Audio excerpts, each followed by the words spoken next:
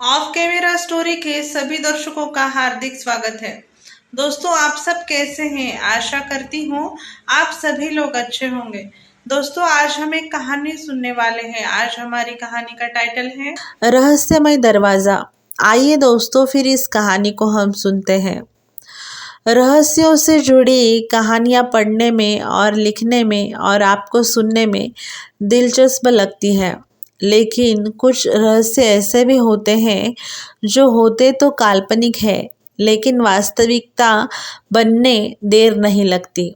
रहस्यमय दरवाज़ा एक ऐसी ही ज़बरदस्त कहानी है जो आपको रोमांचक का एहसास करवा देगी। एक छोटा सा गांव था। उसी गांव में एक कार्तिक नाम का एक लड़का रहता था। उसे पढ़ाई में कोई दिलचस्पी नहीं थी। वह ज़्यादातर जंगल में पेड़ पौधों के बारे में जानकारी जुटाने का इच्छुक था। इसके लिए वह कई घंटों जंगल अकेले ही निकल जाया करता था। उसके पिताजी को उसका जंगल घूमना पसंद नहीं था। वह उसे आवारा लड़का समझते थे। वह चाहते थे कि कार्तिक कुछ काम ढूंढ ले और कुछ काम धंधा कर ले ताकि कुछ पैसे कमाने लगे, लेकिन उसे कई नौकरी नहीं मिलती थी। इसीलिए वह उसे मजबूरी में अपने ही किराए की दुकान में काम को रख लेते हैं और काम करने को कहते हैं।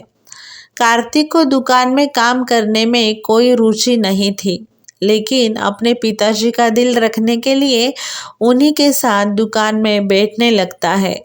कार्तिक को पतंग उड़ाने में मज़ा आता था, इसीलिए वह खाली समय में अपने घर के पीछे पहाड़ी मैदान में पतंग उड़ाया करता था।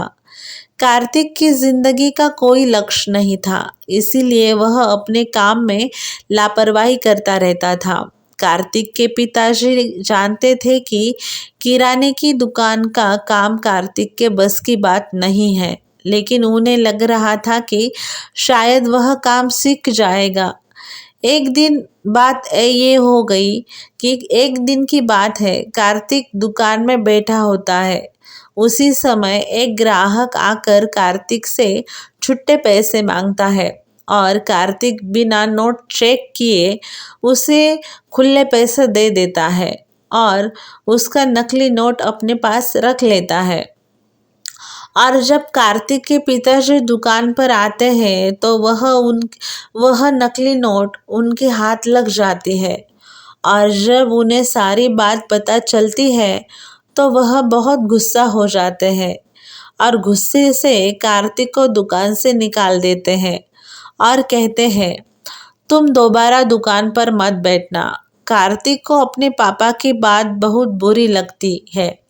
दरअसल उसे दुकान में बैठना बिल्कुल पसंद नहीं था और वह चाहता था कि उसके पापा उसे दुकान में न बुलाए। कार्तिक अपने घर पहुंचकर अपनी पतंग लेकर पहाड़ी के किनारे आ जाता है और वह अपनी पतंग उड़ाने लगता है। पतंग उड़ाते वक्त हवाएं तेज हो जाती है। कार्तिक की पतंग आसमान में लहरने लगती है। कार्तिक जल्दी से अपनी पतंग नीचे उतारने की कोशिश करता है और उसी कोशिश में पतंग का धागा टूट जाता है। पतंग जाकर एक पेड़ में फंस जाती है। कार्तिक भी पतंग के पीछे पीछे भागने लगता है और पहाड़ी के किनारे उसी पेड़ के नीचे जाकर खड़ा हो जाता है जहां वह पतंग लटक रही थी। कार्तिक पत्थर मारकर पतंग निकालने की काफी कोशिश करने लगता है। अचानक कार्तिक की नज़र पेड़ के पीछे बने एक दरवाजे पर पड़ती है, जिसे देखकर वह चौंक जाता है। कार्तिक धीरे धीरे दरवाजे के करीब पहुंचता है।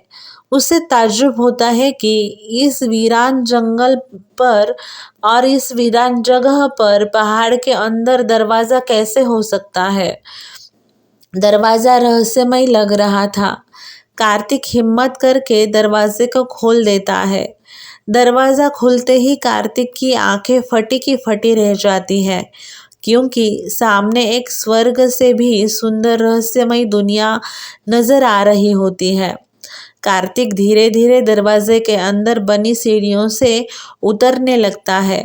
जैसे ही कार्तिक रहस्यमयी दुनिया की जमीन में कदम रखता है, वह अचानक हवा में उड़ने लगता है। बड़ी मुश्किल से वह आसमान में अपने आप को संतुलित कर लेता है। कार्तिक चारों तरफ नजर घुमाकर देखता है। उसे कई जानवर, पेड़ पौधे और इंसान हवा में उड़ते नजर आ रहे होते हैं। और तो और बड़े बड़े घर हवा में उड़ रहे होते हैं, जिनमें सोलर पैनल लगाए हुए थे। सूरज की सहायता से चार्ज करके घरों में विद्युत प्रदान की जा रही होती थी। कार्तिक ऐसी नायाब तकनीक का नमूना देखकर हैरत में पड़ जाता है। दरअसल ये दुनिया पृथ्वी से बहुत अलग थी। जो जो चीज़ आसमान में उड़ने वाली थी, केवल वही जमीन पर चल रही थी, क्योंकि यहाँ गुरुत्वाकर्षण का बल की कमी थी, जिस वजह से जमीन पर चलने के लिए पंखों की आवश्यकता होती थी। इसीलिए केवल पक्षी और उड़ने वाले कीड़े मकोड़े ही जमीन पर चल सकते थे। कार्तिक को यह नज़ारा अद्भुत लग रहा था। कार्तिक को इस रहस्यमय दुनिया के लोग अचंभित की तरह देख रहे थे। तभी कुछ लोग आकर कार्तिक से उसके बारे में पूछते हैं। कार्तिक बड़ी मुश्किल से अपने आप को हवा में संतुलित कर पा रहा होता है। उसने इतना अद्भुत नज़ारा देखा था कि उसके मुंह से शब्द नहीं निकल रहे थे। कुछ देर तक बिना बोले ही कार्तिक हवा में उड़ रहा होता है। इस दुनिया के इंसान कार्तिक को देखने के लिए चारों तरफ घूमने लगते हैं। कार्तिक के कपड़े और उसके कपड़े बिल्कुल अलग थे। इस दुनिया के इंसानों के कपड़ों में सोलर चार्जिंग पैनल लगे हुए थे, जिसकी मदद से वह अपने शरीर में लगे गैजेट का इस्तेमाल कर पाते थे। सभी के पास एक से बढ़कर एक अद्भुत और आधुनिक यंत्र मौजूद थे, जो पृथ्वी की तुलना में कहीं ज़्यादा आधुनिक थे। इस जगह पर भी पृथ्वी की ही तरह लोगों ने अपने अलग अलग देश बना रखे थे और हर देश में प्रधानमंत्री, राष्ट्रपति और आर्मी फोर्सेस भी थी। कार्तिक इस दुनिया में अजनबी था और काफ़ी अनजान था, जिसकी वजह से लोग उसे संदिग्ध व्यक्ति समझ रहे थे और इसी कारण उसे गिरफ्तार कर लिया जाता है। कार्तिक बहुत विनती करता है कि मैंने कुछ नहीं किया है, मुझे गिरफ्तार क्यों कर रहे हो आप? लेकिन उनकी बात किसी को समझ नहीं आती। यहाँ के लोगों की भाषा शैली बिल्कुल अलग थी। ज़्यादातर लोग कम शब्दों में ही बात किया करते थे। कार्तिक को गिरफ्तार करके पूछताछ करने के लिए पुलिस थाना लाया जाता है। कार्तिक लोगों को अपनी बात समझा पाने में असमर्थ था, क्योंकि उसकी भाषा किसी को समझ में नहीं आ रही थी। कार्तिक की बात को समझने के लिए लैंग्वेज रिकॉर्ड टेक्नोलॉजी का इस्तेमाल किया जाता था।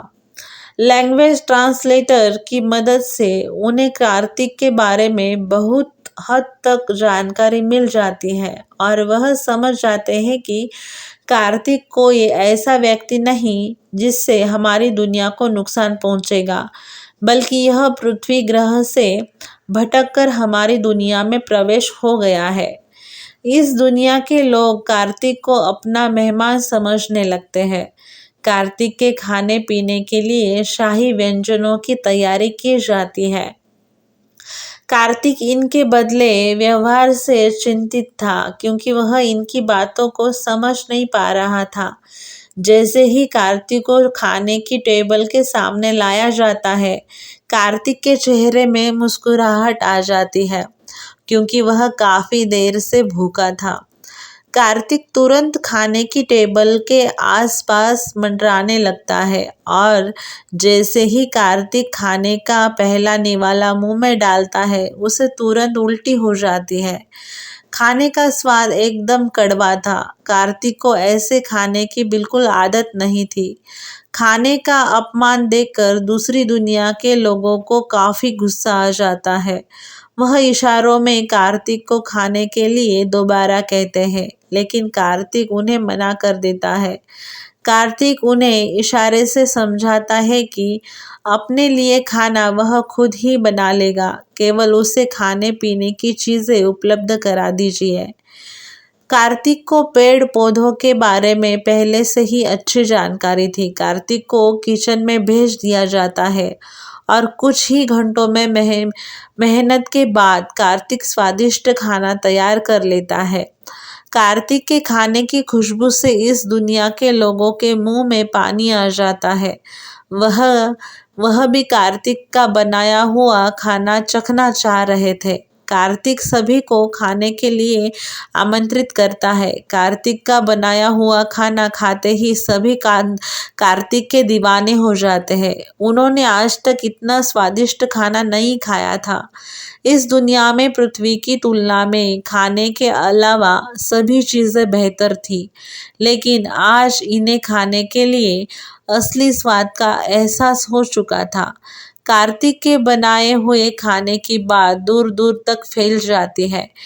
एक दिन इस शहर में इस दुनिया के प्रधानमंत्री का दौरा होने वाला था, जिनके स्वागत के लिए पूरे शहर को सजाया जा रहा था, लेकिन खाने की जिम्मेदारी कार्तिक को दी जाती है।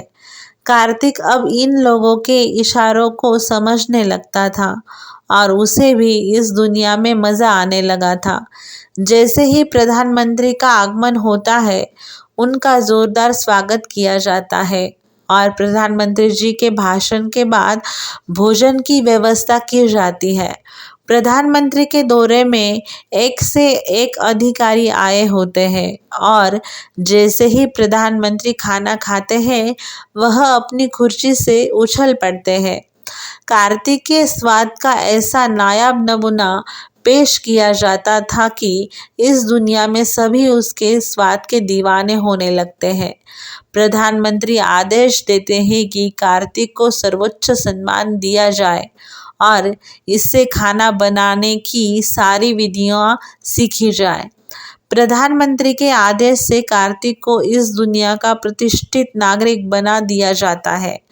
कार्तिक के रहने के लिए एक बहुत ही सुंदर आलीशान घर दिया जाता है, उपहार स्वरूप घर दिया जाता है। कार्तिक की जिंदगी बदल चुकी थी और वह अब पृथ्वी नहीं जाना चाहता था। धीरे धीरे कार्तिक इसी दुनिया का स्थायी नागरिक बन चुका था।